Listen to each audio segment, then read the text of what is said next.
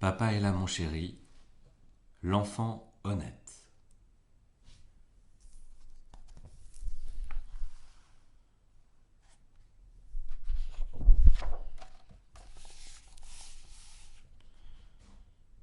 Il y avait dans des temps très anciens un petit pays au sud de la Chine où le peuple aimait beaucoup les fleurs. On y plantait partout des fleurs dont le parfum embaumait tout au long de l'année.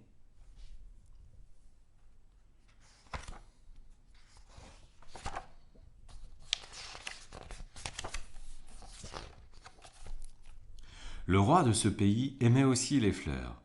Depuis qu'il était roi, il soignait attentivement tous les matins et tous les soirs ses fleurs et cela lui donnait une grande satisfaction. Le temps passait tranquillement. Le roi vieillissait, sa vue baissait, il avait l'oreille dure et il chancelait en marchant. Il était donc grand temps de choisir un héritier.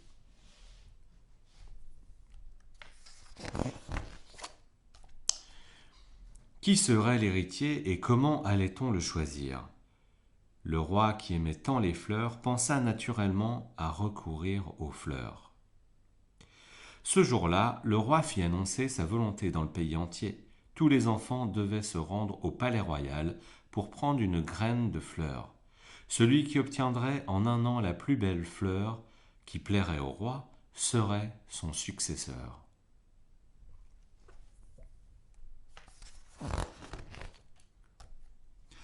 La nouvelle se répandit rapidement dans le pays. Tous les parents voulurent que leur enfant soit choisi et tous les enfants espérèrent devenir rois. Les enfants de tout le pays s'empressèrent de se présenter au palais royal pour prendre une graine.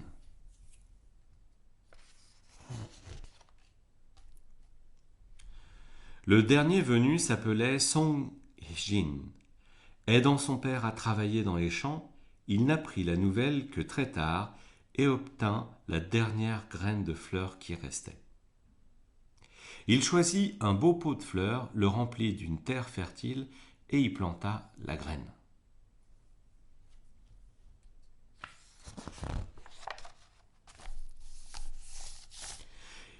Il l'arrosa tous les jours à heure fixe, souhaitant que la graine pousse vite et donne une belle fleur. Les jours passèrent, mais dans le pot, rien ne poussait.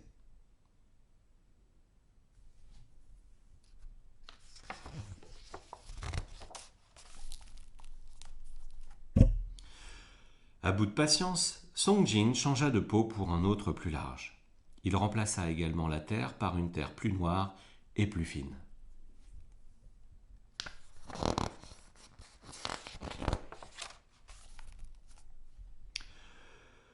Au bout de 2 mois, le pot était toujours vide, rien n'avait germé. Le jour prévu pour remettre les fleurs arriva. Les enfants étaient tous vêtus de beaux habits neufs, la joie se lisait sur leurs petits visages.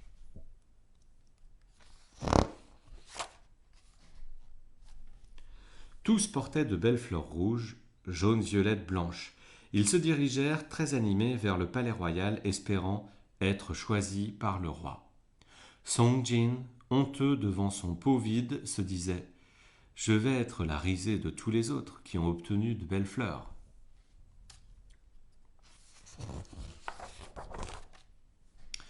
Sa sœur cadette, intelligente, lui conseilla « Avec toutes les belles fleurs qu'il y a chez nous, tu n'as qu'à choisir la plus belle et l'apporter. » Song Jin répondit « Mais ce sont nos parents qui se sont occupés de ces fleurs et non pas moi. D'ailleurs, ce n'est pas moi la graine, ce n'est pas la graine qu'on a distribuée qui a donné ces fleurs. Comment pourrais-je m'emparer de choses appartenant aux autres ?»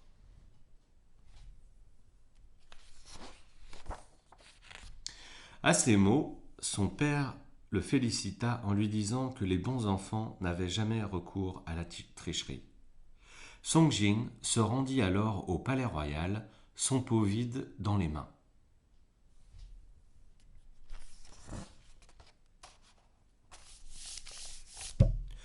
Le roi sortit pour voir les fleurs. Il passa devant le pot de chaque enfant. Comme elles étaient jolies, ces fleurs. Pourtant le roi, les sourcils froncés, ne prononçait toujours pas un mot.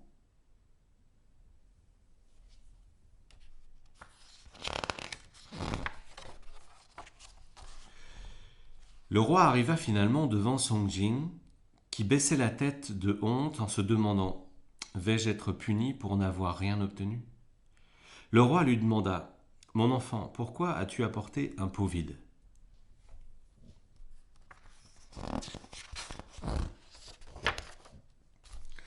Songjin répondit en pleurant « J'ai mis la graine que j'avais prise au palais dans un pot et l'ai arrosée avec beaucoup de soin. Mais la graine n'a jamais germé. Je n'avais donc pas d'autre choix que d'amener ce pot vide. » Le roi, tout content, éclata de rire. Il déclara « Voilà enfin l'enfant qui pourra me succéder. »